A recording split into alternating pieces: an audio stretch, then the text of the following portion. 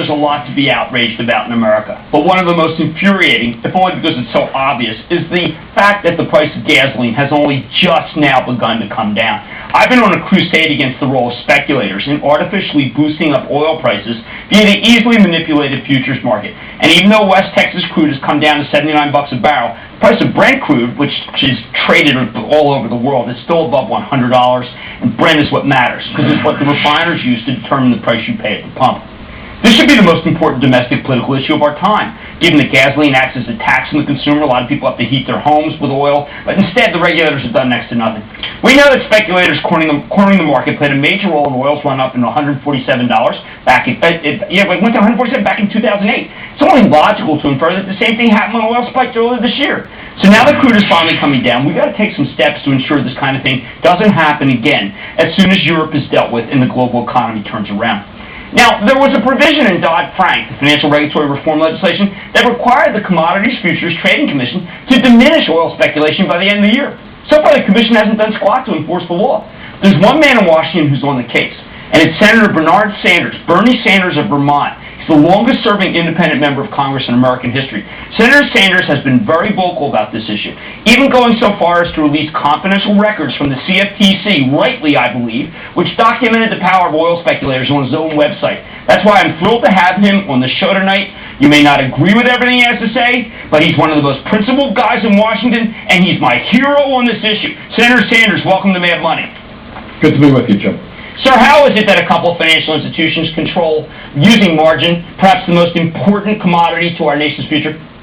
Now, welcome to Washington. This is Wall Street, this is big money, and I'm afraid that the regulators, the CFTC, are listening to Wall Street a lot more than they are to ordinary people. Jim, I come from a rural state. Many of the workers in my state travel long distances to get to their jobs. They can't afford to pay $4 for a gallon of gas. Our people heat with heating oil in the wintertime. A lot of them are senior citizens. They can't afford to pay artificially inflated prices. I think the point you made is right. What is going on now is not supply and demand. What's going on is excessive speculation.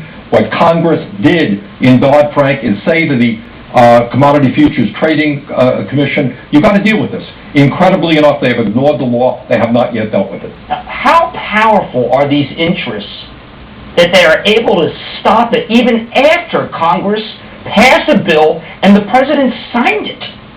These are some of the most powerful people in the world. They make huge amounts of campaign contributions. They have lobbyists running all over this place.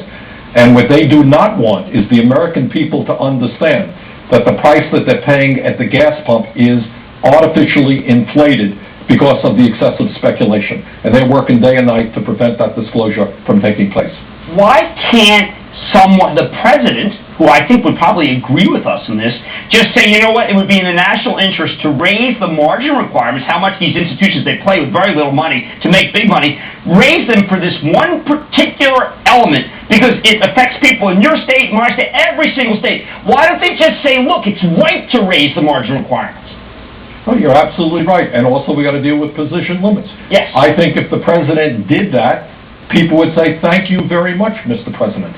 Why he has not done that, why Gary Gensler, who is the chairman of the Commodity Futures Trading Commission, has not done that yet, I can't give you an answer other than to say we are dealing with very, very powerful special interests on Wall Street. Don't you find it amazing that we had to jeopardize national security and open the Strategic Petroleum Reserve rather than crack down on the speculators?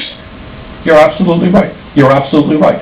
I mean, I think what a lot of people still think, although that number is getting smaller, Jim, people think that this has something to do with supply and demand. But the reality is today there is more supply of oil today than there was 2 years ago. There's less demand. Oil prices should have gone down. Instead, they went up. And the reason has to do with excessive speculation. Now, when you went and brought public the fact that these interests do control it and that they have way, way too much of it and they don't have position limits, you were attacked as if you violated some sacred code. You broke the rules by telling the American people who's really in charge.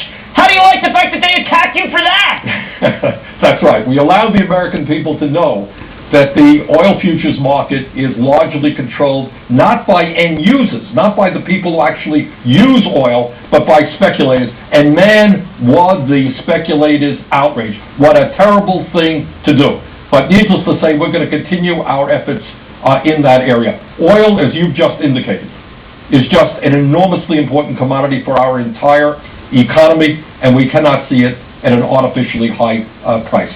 All right, now I'm not joining, I'm not part of the protest downtown, I go by it every day, but I would like to know, frankly, sir, why aren't people indicted for manipulating oil? Why aren't they indicted by the Justice Department for jacking up a commodity that makes it so people can't keep their job or get to work? I mean, honestly, isn't that a great case for justice to bring? I think it is, but I think right now what you have is a system which is legal.